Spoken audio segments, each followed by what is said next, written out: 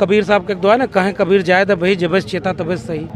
हम लोग बुद्ध के विचारों को मानने वाले लोग हैं।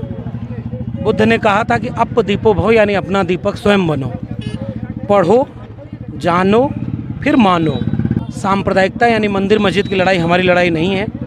हमारी लड़ाई हक और अधिकार की है, सम्मान की है, बराबरी की है।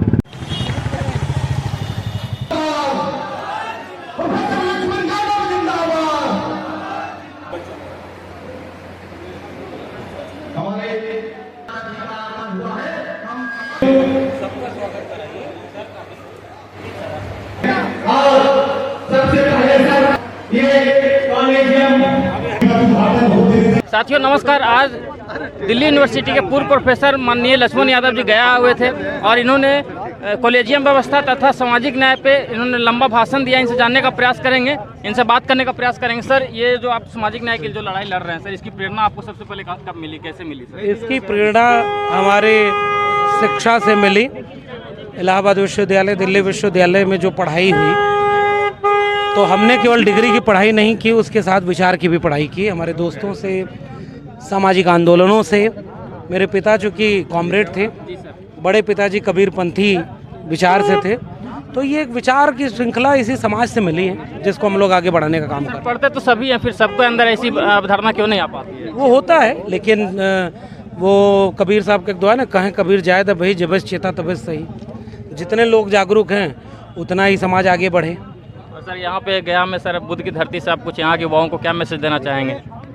हम तो प्रधानमंत्री हैं नहीं कि बाहर जाके कहें मैं बुद्ध की धरती से आया हूँ और घर में लौट के आए तो युद्ध ही युद्ध करवाते रहें। हिंदू मुसलमान का युद्ध, दलित पिछड़ों का आपस में युद्ध, फिर उसके बाद गरीब अमीर का युद्ध, और पूरे देश को युद्ध में उलझा दें। हम लोग बुद्ध के विचारों को मानने वाले लोग हैं। बुद्ध ने कहा था कि अप दीपो भव, यानी अपना दीपक स्वयं बनो। पढ़ो, जानो, फिर मानो। शिक्षा बचाओ। सांप्रदायिकता यानी मंदिर मस्जिद की लड़ाई हमारी लड़ाई नहीं है। हमारी लड़ाई हक और अधिकार की है, सम्मान की है, बराबरी की है। और उस बराबरी की लड़ाई के बिना भारत भी सबका नहीं बनेगा। आज़ादी के अमृत काल में बहुत बड़ी आबादी को कुछ नहीं मिला और थोड़े से लोगों को सब कुछ मिला, तो वो भारत बनाने के लिए हम लोग इस काम को आगे बढ़ाएं।